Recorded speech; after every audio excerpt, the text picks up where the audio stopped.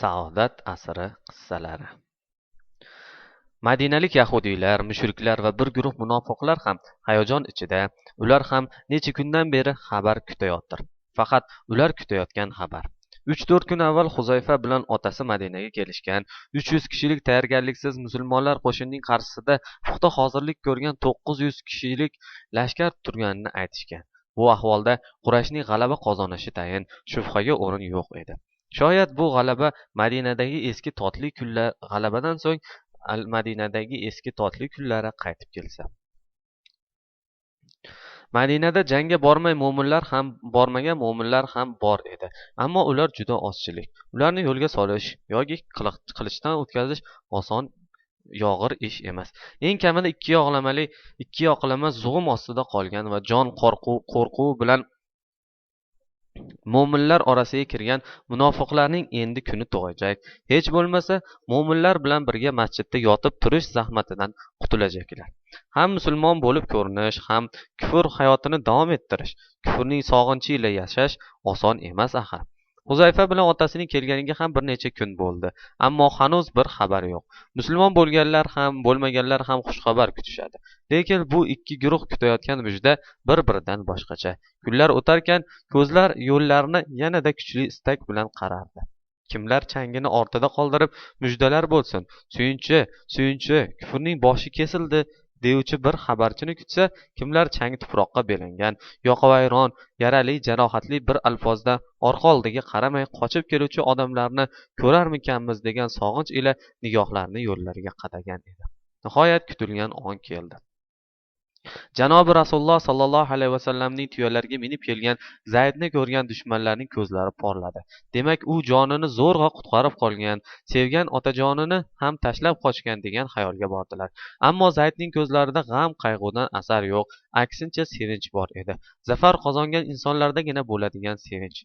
Jonini saqlab qolgan inson sevinmaydimi? Zehnlariga shunday bir fikr ham keldi. Chunki odam jangda jonini qutqarsa, o'tirib olib yig'lamaydi-ku.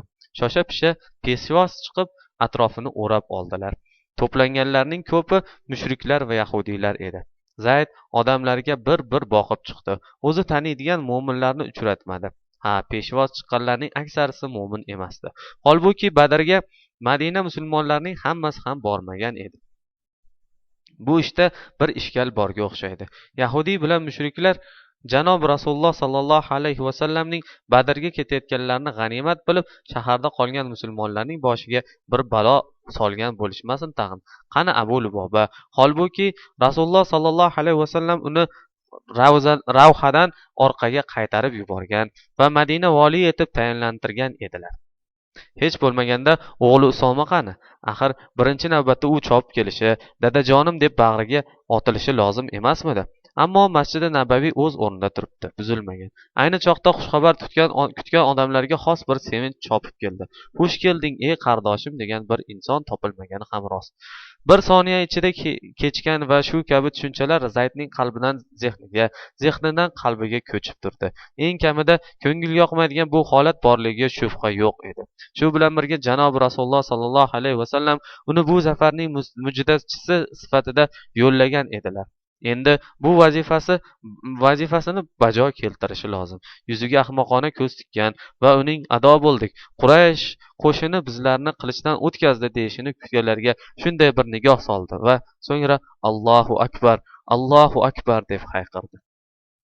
Odamlar bu hayqiriq nimani anglatishini dabdurustdan bilolmadilar. Zayd endi ochiqroq so'yladi. Abu Jahl o'ldirildi. Utba ibn Robiya o'ldirildi. Buyuk bir zafar qozondik. Allohu akbar. Hazil qilma bizga ey Zayd, to'g'risini xabar ber deb ko'rishdi. Javobiga yana Allohu akbar takbirini eshitishdi. Zayd, gaplaring jiddiymi? Ustimizdan kulma sen. Zaydning nigohidan nega ustunlaringizdan kulayin degan ma'noni o'qsa bo'lardi. Uning baland ovozda takbir aytishi eshiklarning ochilishiga, devor ortidan boshlarning uzanishiga sabab bo'ldi. Bu orada Ummu Sulaym chiqib keldi. Kulgisini yo'qotgan ko'zlarla, nigoh g'amlarga botgan yuzlarla chopib keldi. Bizga xushxabarmi keltirding, ey Zayd? Deya so'radi hayajon ichra. Ha ey ummu sulaym, biz zafar qozondik, qurashga og'ir bir zarba berdik, anchasini asir oldik, lashkar orqamda kelyapti, ammo menga nima bo'lyaptiki, bu seni g'amgin holda ko'ryapman. Ummu sulaym ko'zlaridan oqqan yoshlarini artishni ham lozim ko'rmasdan javob berdi. Biz bugun rasulullohning ko'z nurlarini, ruqoyalarini tuproqqa qo'ydik, janobimiz kelib endi uni ko'rmaydilar. zaydning ichidan bir otash tashiga otilib chiqqanday bo'ldi. Quloqlarining uchigacha vujudi lov lov yonayotganini his etdi. Tuyadan tushdi, jilovini ummu sulaymga tutqazdi. Uni o'zi to'g'ri Baqiy qabristoniga qarab chopib keta boshladi. Yo'lda qo'llariga ketmonu kuraklar ila kelayotgan mo'minlarni uchratdi. Bir-birlariga otilishdi. Ko'zlaridan tinmay yosh oqardi. Bu yoshlar qayg'u bilan sevinch bir-biriga yo'g'rilib to'ldirilgan, qalblardan ko'zlarga ko'tarilib ketgan samimiy tuyg'ular ifodalar edi. zayd g'alaba mujdasini qisqa jumlalar ila anglatdi. Keyin Usmon ibn Affonga va boshqa mo'minlarga ta'ziya izhor etdi. Uning ko'zlari ham tug'ilgandan beri ko'z o'ngida o'sgan singlisi Ruqayya uchun yosh oqizmoqda edi. Bu xabarning to'g'riligiga ayniqsa yahudiylar ishonishni istashmasdi. Madinaliklarga to'satdan achchiq xabarni ro'baro qilmaslik uchun hozircha bildirishmayapti. Asta-sekin mag'lubiyatlari aytiladi degan fikrni atrofga yoyishga harakat qilishardi. Mana ko'rasizlar, yaqinda ahvol o'zgaradi. Muhammadning 300 kishilik pala-partish qo'shini qayerda-yu, Qurayshning lashkari qayerda? Mana Zayd ham Muhammadning tuyasida qochib jonini qutqarib qolgan deyishardi. Iloji boricha ta'sirchan bir shaklda shunday ta'rif tashviqot qilishardi. Shu qadarki, hatto Usoma ham otasini qoshiga kelib, "Dadajon, haqiqatan biz zafar qozondikmi?" deb so'rashga majbur bo'ldi. Zayd uning boshini siladi. "O'g'lim, otangning gapi yolg'on emas, yolg'on gapirmaydi ham", dedi. Nabiy akram sallallohu alayhi vasallam Uqba ibn Abu Muaytni ham boshini tanasidan judo qildirmak suratida jahannamga yo'llaganlaridan keyin Quraysh ulug'larining ko'zlarini o'lim qo'rquvi chulg'ab oldi. Endi orqama ketin hammalarining ham bu ko'prikdan o'tajaklari, Madinaga borgunga qadar ko'ziga sal bunday ko'ringanlar bitta-bittalab o'ldirilajagi qanoati zehnlariga o'rnashdi. Shu o'ylar bir odamni harakatga keltirdi. Yonida uni qo'riqlab kelayotgan kishiga ruxsat bering, peshob qilib olsam zo'rg'a turibman, dedi. Izn berildi. U odam xiyla nariga bordi, cho'kdi, ehtiyojini chiqaradigan bir vaziyat oldi. Qo'riqchi uni bemalol o'tirsin deya orqasini o'girdi. Fursat keldi deya yirik dudoqli odam oyog'ini qo'liga olib qocha boshladi. Bir muddat o'tib qo'riqchi o'girildi va asirini joyida topmay baqirib yubordi. "Evoh, Suhayl ibn Amrni qochirdik."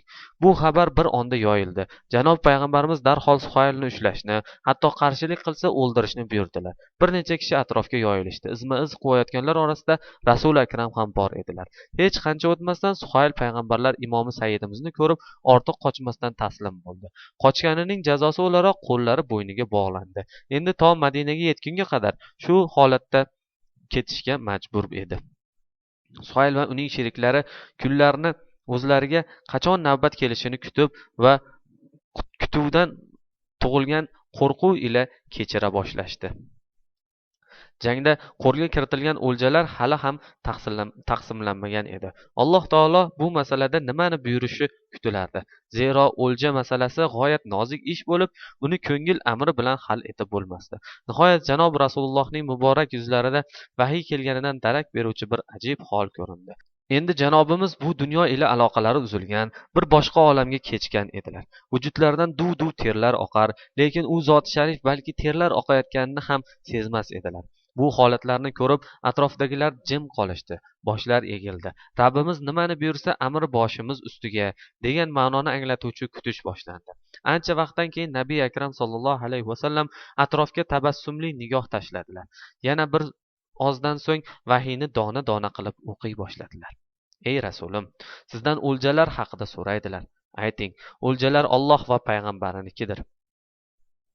Bas, Allohdan qo'rqingiz va oralaringizni o'nglangiz. Agar mo'min bo'lsangizlar, Allohga va uning payg'ambariga itoat qilinglar.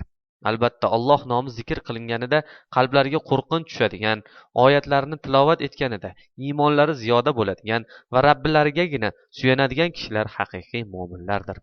Ular namozni to'kis ado etadilar va biz ularni bahramand qilgan narsalardan infoq qiladilar. Ana o'shalar haqiqiy mo'minlardir. Ular Rabbilari huzurida, ya'ni jannatda darajalar, mag'firat va ulug' rizq bordir.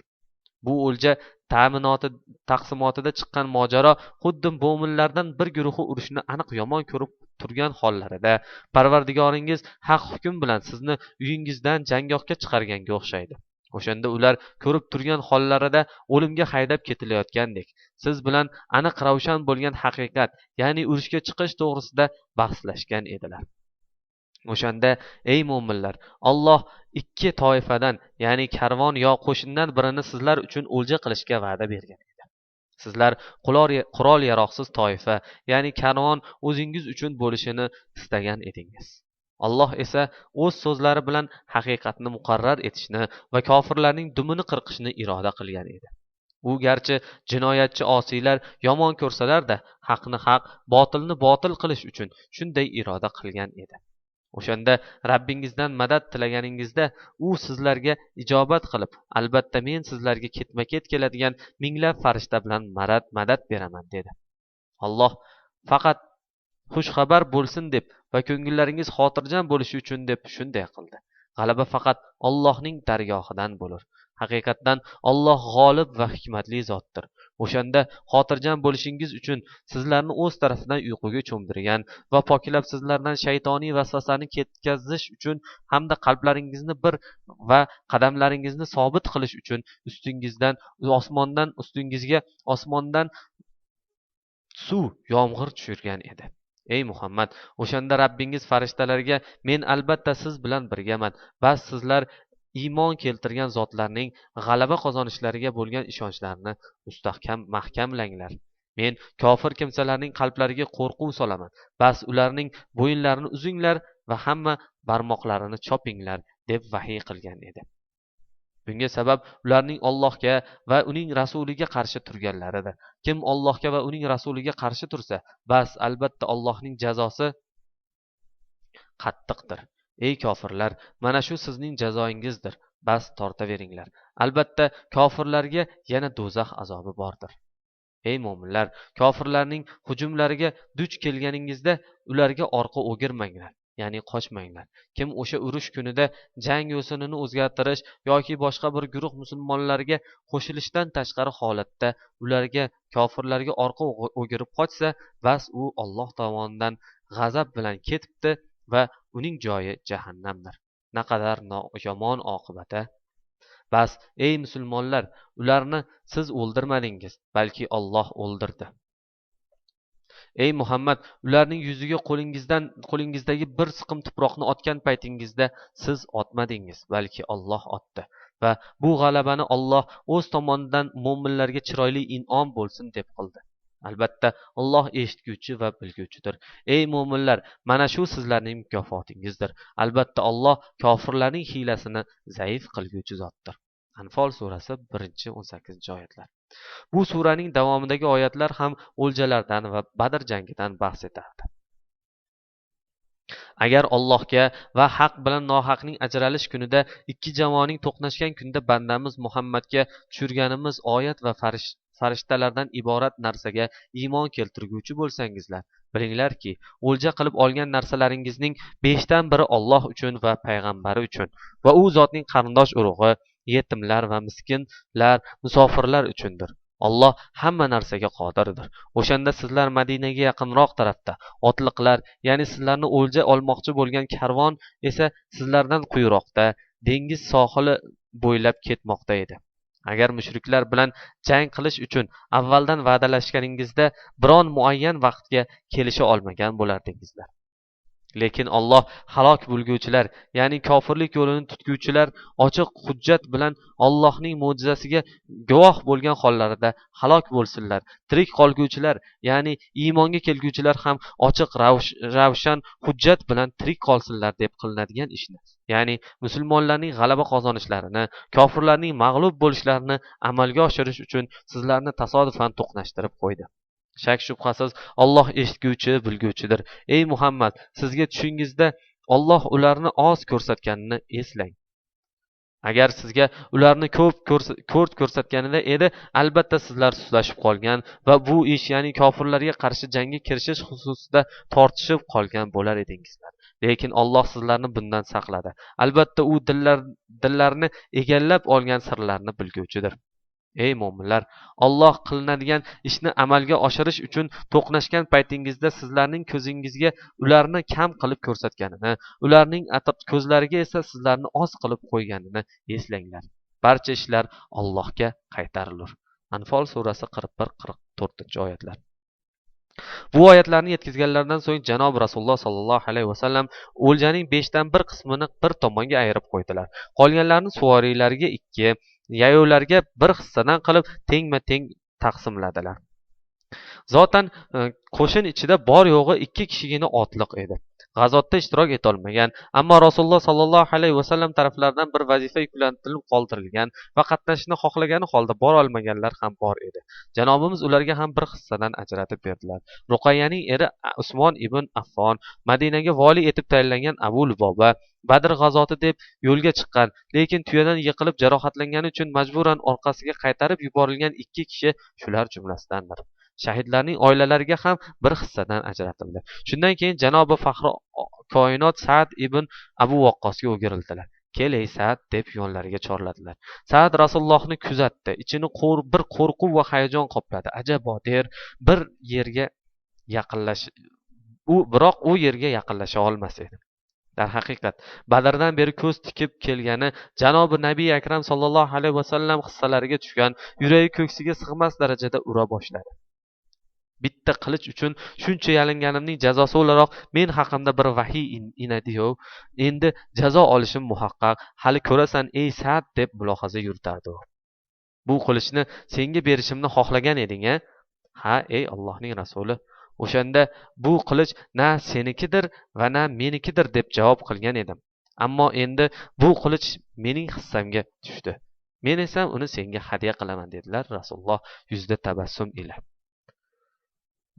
Sa'd ko'ksini siqib turgan g'ashlikdan sevgili payg'ambari so'zlarini tugatishlari bilangina qutula oldi. Mamnuniyatla jilmaydi. Allohning rasuliga tashakkurlarini bildirdi. Ustma-ust 2 daf'a murojaat etadigan darajada qiymat bergan edi bu qilichga. Ammo endi uning yanada boshqacha, yanada ustun qiymati bo'lajak. Umrining boricha uni haq yo'lida qo'llayajak. Uni Rasulullohning bir hadyasi, Badrdek unutilmas bir zafarning bir xotirasi o'laroq bilajak. Sen ham kel, ey Ali.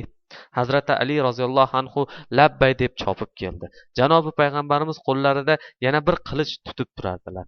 U aslida Hajjoj o'g'li Munabbihga tegishli bo'lib, Quraysh orasida xos o'laroq Zulfiqor oti bilan mashhur edi. Shuni Aliga uzatdilar. "Mening hadyam bo'lsin" deb marhamat qildilar. Bular o'ljadan ilk daf'a ajratilgan 1/5 hisobidan berilayotgan edi. Ali bilan Sa'd janob Rasulullohdan ayricha bir ikrom ko'rganlarining sevinchi ila joy-joylariga qaytdilar.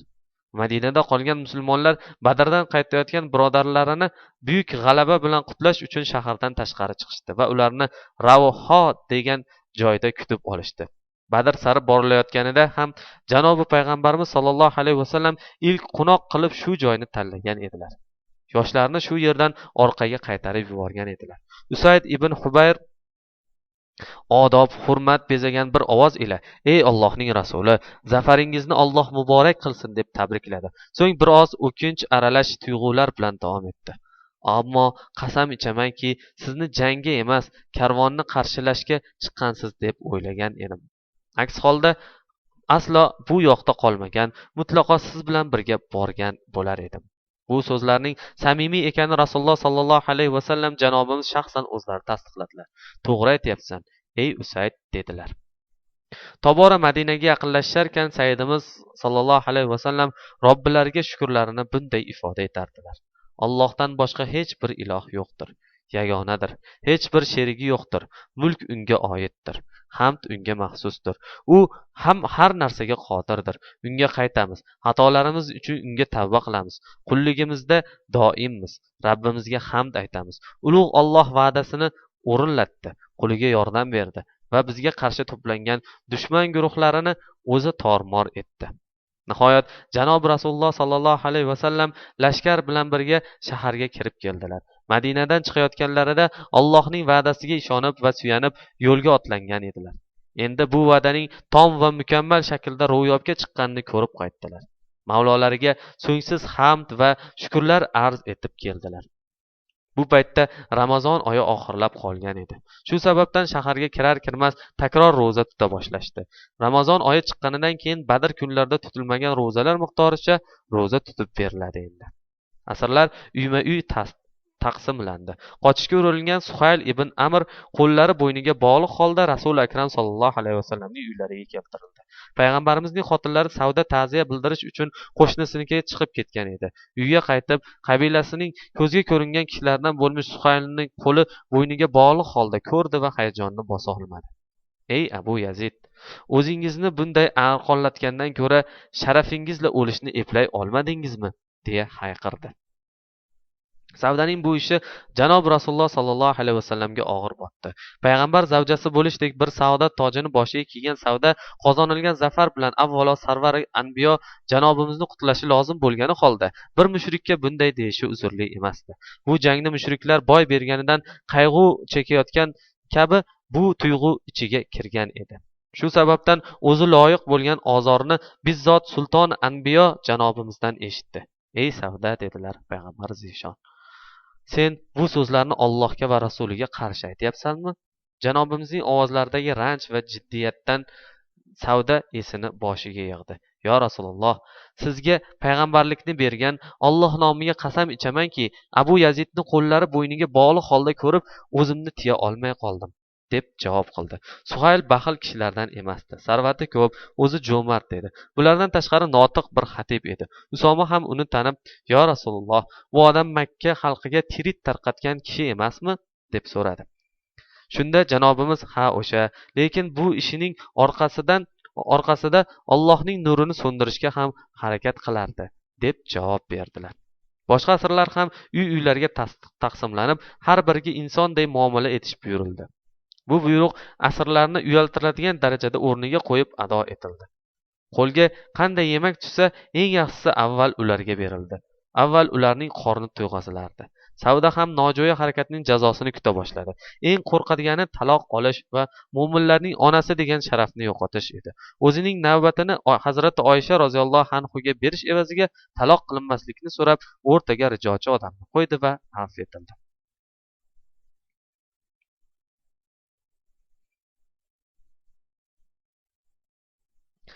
Janob Rasululloh sallallohu alayhi vasallamning saharlik qilinglar va yenglar, chunki saharlikda baraka bor degan tavsiyalarga muvofiq yana saharliklar boshlandi. Yana ro'za ibodati davom ettirildi. Allohga farq qilgan g'oyat qiymatli bu ibodatni uyg'oq ko'zlar bilan, uyg'oq qalblar bilan boshlashning huzuri tuyuldi. Bismilloh bilan, buyuk Mavlo madadkor bo'lsin degan tilaklar bilan yemaklar yeyildi. Keyin Allohim sening xushnud-ligingga erishish niyatila ro'za tutyapman degan tushuncha ostida kun bo'yi davom etadigan ibodatlar boshlandi. Rasululloh sallallohu alayhi vasallam sahobalari bilan bir suhbat chog'ida bunday tavsiyalar qildilar. Ro'za tutgan odam yomon so'zlarni so'zlamasin, johillik qilib qo'pol ishlar qilmasin. Agar birorta odam unga yomon so'z aytsa va yoki g'avg'o chiqarmoqchi bo'lsa, javob bermasin. Men ro'za tutganman deb o'zini qo'lga olishga harakat qilsin. Qisqa, serma'no ifodalar edi bu gaplari. Ro'za tutgan kishining tiliga, qo'liga tom ma'nosida nafsiga hokim bo'lishi lozimligini anglatardi. Mo'min bir tomondan Allohga ibodat holida tursa-yu, ikkinchi tomondan boshqalar bilan g'avg'olashib yurishi, noxush ishlar qilishi yarashmas edi. Birovning noxush ishlariga ham javob bermasligi, ibodat holida ekanligini doimo yodda tutishi tavsiya etildi. Janobimiz sallallohu alayhi vasallam bu mavzuni quyidagi so'zlari bilan yanada oydinlashtirib berdilar. Ro'za tutganlarning qanchasining erishgani faqat ochlikdir.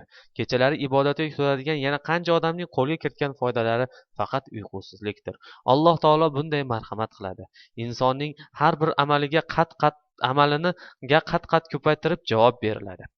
Bir yaxshilik 10 misli 700 misligacha savob va mukofot beriladi. Ammo ro'za menga oiddir. Unga qiymat berish ham o'zim biladigan ishdir. Chunki ro'za tutgan odam xohishlarini, ovqat yeyishga bo'lgan istaklarini mening rizoligimni qozonish maqsadida tark qiladi. Janobi sallallohu alayhi vasallam bildirgan bu mukofotlar u zot anglatganlari kabi ro'za tutgan kishilarga ekanida shubha yo'q.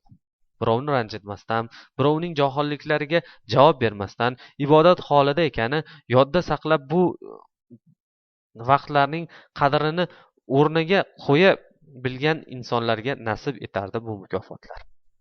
Janobi Rasululloh sallallohu alayhi vasallam so'zlarini bunday davom ettirdilar. Ro'za tutgan odam tuyadigan ikki farog'at bor. Bir og'zini ochib Allohning ne'matini totgan vaqtda, ikkinchisi Robbiga qo'shgan va ro'zasining mukofotini olgan vaqtda. Alloh nazdida ro'za tutgan odamning og'zining hidi sizlar mushukka bergan qiymatdan ham ustundir. Jannatda Rayyon deb ataladigan bir eshik bor. Ro'za tutganlar qiyomat kuni shu eshikdan kirajaklar. U kun farishtalar tomonidan ro'za tutganlar qani deb chorlanishadi, kelishadi va u eshikdan kirishadi. Eng oxirgilari kirib bo'lganlaridan keyin u eshik yopiladi va boshqa hech kim bu eshikdan ichkari olinmaydi. Yo Rasululloh, jannatning hamma eshiklaridan chaqiriladigan va kiradiganlar ham bo'ladimi deb so'radilar Abu Bakr. Ha, umid qilamanki, sen jannatning hamma eshiklaridan chaqiriladigan baxtli inson bo'lasan deya mo'jdaladilar Janobimiz sollallohu alayhi vasallam. Nigohlar havas bilan boqdi Abu Bakrga. Qulog'idan kirgan bu jumlaning quvonchini ruhining eng teran burchaklarida his etgan, borlig'ining butun zarralariga singdirgan bir insonday ko'zlaridan oqayotgan yoshlarga ham parvo qilmay yig'lardi Abu Bakr. Bunday maqomga uning har jihatdan loyiq ekanini kim ham inkor eta olardi. Bu orada majlisga bir xotin kirib Rasululloh sallallohu alayhi vasallamga murojaat qilib qoldi. Ey Allohning payg'ambari, o'g'lim Horisani qanday yaxshi ko'rishimni bilasiz. Yana bilasizki, siz bilan birga ketdi, lekin qaytmadi. Agar u jannatda bo'lsa, sabr qilaman. Bordi-yu, unday bo'lmasa men to'kadigan ko'z yoshlarimni bir ko'ring dedi. Onaning nolay zorini eshitib turganlarning xayolida suv ichaman deb quduq boshiga yetib, bir dayda o'qqa uchragan Horisa jonlandi. Janobimiz javob qildilar. Nimalar deyapsan, ey ona? Sen faqat bitta jannat bor deb o'ylaysanmi? Ko'p jannatlar bor. Sening o'g'ling Firdavs jannatdadir. Yuragi yoniq ona, evoh, endi sabr qilsam ham bo'ladi deya xotirjam uyiga ketdi. Janob Rasululloh sallallohu alayhi vasallam asirlarga ko'rsatilishi kerak bo'lgan muomala xususida ashablari bilan maslahatlashdilar. Hazrati Abu Bakr roziyallohu anhu ularning hayotlarini saqlab qolish, tovon puli olib ozod qilib yuborish fikrida edi. Ey Allohning payg'ambari, bular sizning qabiladoshlaringiz va aqrabolaringizdir. Men ulardan fidya olishni va hayotlarini saqlab qolishni maqsadga muvofiq ko'raman. Ulardan oladiganimiz mablag' biz uchun kofirlarga qarshi kurashishimizda quvvat bo'ladi. Yana umid qilinadiki, Alloh taolo ham shoyat ularga hidoyat bersa, hatto bizga madadkor bo'lsalar ham ajab emas. Rasul akram Hazrat Umarning fikrini so'radilar. Sen nima deysan, ey Xattobning o'g'li? Vallohi men Abu Bakrdan boshqacha fikrdaman. Meningcha biz bunday qilishimiz kerak. Menga buyuring, aqrabomdan falon shaxsni o'ldirayin. Aliga amr qiling, og'a beyi akasi oqilni o'ldirsin. Hamzaga buyuring, birodari Abbosning boshini olsin, toki Alloh taolo qalblarimizda mushriklarga nisbatan bir marhamat tuyg'usi bo'lmasligini dushmanlarimizga bildirsin. Bular mushriklarning boshliqlari, zararli, tish tirnoqli raislaridir. Hazrati Umarning bu qarashi Badr jangining ruhiga ham juda mos edi. Har ikki tarafni ham qo'shsa 1100 kishidan ko'proq 1100 kishidan ko'p ham oshmaydigan raqiblarning tarkibi darhaqiqat odamni ajablantiradigan darajali g'alati edi. Bir tarafda Hazrati Ali, boshqa tarafda Oqil, bir tarafda Hamza, bir tarafda Abbos turishardi. Yana shuningdek bir-birlariga juda yaqin qarindosh insonlar bir-birlariga qarshi qurol ko'targan holatda edilar. Masalan, Hazrati payg'ambar sollallohu alayhi vasallamning saflaridan joy olgan Abu Huzayfaning otasi, akasi va amakisi mushriklarning oldi qatorlarini ishg'ol qilishgan edi. Bu jang qanday boshlangan bo'lsa, shunday tugashi, boshlanishiga uyg'un shaklda davom etishi lozim edi. Ham shu kunga qadar qilingan hisobsiz razilliklarning yaxshigina bir jazosi berilgan bo'lar, ham Rabbim Allohdir deyishdan boshqa aybi bo'lmagan insonlarga yetkazilgan musibatlarning intiqomi ham shu taxlit olinar edi. Ashob orasidan Hazrat Umarning fikriga bir Sa'd ibn Muoz qo'shildi. U ham to Badr urushi davom etar ekan, qochganlarning asir qilinishlarini xush ko'rmaganini, tutilgan joylarida o'ldirishlarini to'g'ri deb janobimizga arz etgan edi. Boshqa ko'pchilik Hazrat Abu Bakrning fikrini ma'qul etdi. Chunki asrlardan olinadigan haq hisobiga ozmi ko'pmi farovonlikka erishilardi-da. Qurayshdan intiqom olish mavzuiga kelinsa, zotan Badrda yetarlicha intiqom olindi ham. Qozonilgan zafarni kamsitishga hech kimning haqqi yo'q. Natija shu bo'ldiki, janob Rasululloh ko'pchilikning fikriga qo'shildilar. Asirlardan tovon puli olinib, evasiga ozod qilinadigan bo'ldi. Bu xabar asrlar orasida sevinch bilan qarshilandi. Yo'lda Nadir ibn Xorisning va Uqba ibn Abu Muaytning o'ldirilishi juda ko'pchiliklarning ko'zlarini qo'rqitgan, o'zlarini kelgusida bo'g'izlashga tog'ozlab qo'yilgan qo'ylar kabi tasavvur eta boshlashgan edi. Yo'lda Suhayl ibn Amrning qochishga urinishini ham shundan edi. Makkaga odam yuboriladigan va asrlarning egalari kelsin deyiladigan bo'ldi. Olinajak tovon pulining eng ko'p miqdori 400 dirham edi. Kambag'alroq oilalardan 300, 200, hatto 100 dirham olinadigan hol ham bo'ldi. Janob payg'ambarimizning amakilari Abbos keltirildi. Rasululloh unga o'zing bilan birgalikda jiyanlaring Oqil bilan Navfalning hamda ittifoqching Utbaning ham tovon pullarini sen to'laysan dedilar. Abbos buncha odamning tovon pullarini to'lash bu bir yoqda tursin, hatto o'zi uchun ham bir tiyin bergisi yo'q edi. Umr bo'yi tijoratga va foizga ishlagan zakosi bu yerda o'zini ko'rsatajak edi. Men musulmon edim, dedi. Jangga kelmoqchi emasdim. Quraysh meni zo'rlab keltirdi. Janob payg'ambarimiz bu uzrni qabul etmadilar. Sening musulmonliging yoki musulmon emasligingni Alloh biladi. Aytganing to'g'ri bo'lsa, mukofotini ham Alloh beradi. Ammo holat shuki, jangda asir oldik. Sen ham bizning qarshimizda bizga qarshi urushganlar bilan birga bo'lding. Shu onda tovon pulini to'lashga majbursan. Abbos yana ayyorlik qilmoqchi bo'ldi. Meni tutganlaringizda yonimda faloncha miqdorda oltinim bor edi. Oldilaring, o'shani tovon puli hisoblashlaring mumkin dedi. Bo'lmaydi deb javob berdilar janobi Rasululloh. Biz ularni ulush o'rjasi o'laroq qo'lga kiritganmiz. Ammo mening ulardan boshqa molim yo'q. Meni Makka ko'chalarida tilanchilik qilib yurishga majbur etasanmi, ey Muhammad? Ko'p. Ammo u oltinlar qani? Ularga nima bo'ldi? Qaysi oltinlarni aytyapsan? Ummul Fazlga omonat qo'yib kelgan oltinlar. Esingdami, u bilan vidolashayotib, bu safar boshimizga nelar olib kelishini bilmaymiz. Mabodo qaytmasam, bular senga bo'ladi. Mana bu qismini esa Fazl, Abdulloh, Ubaydulloh va Qusamga berasan demaganmiding? Abbos hayratini yashira olmadi. Ajabo, bularni senga kim xabar berdi? Qasam ichaman, oltinlarimni unga berayotganimda, bu so'zlarni so'zlayotganimda o'rtamizda boshqa hech kim yo'q edi. Alloh xabar berdi, deb javob qildilar Rasul akram sallallohu alayhi vasallam. Men shohidlik bildiramanki, sen Allohning rasulisan, deb yubordi Abbos.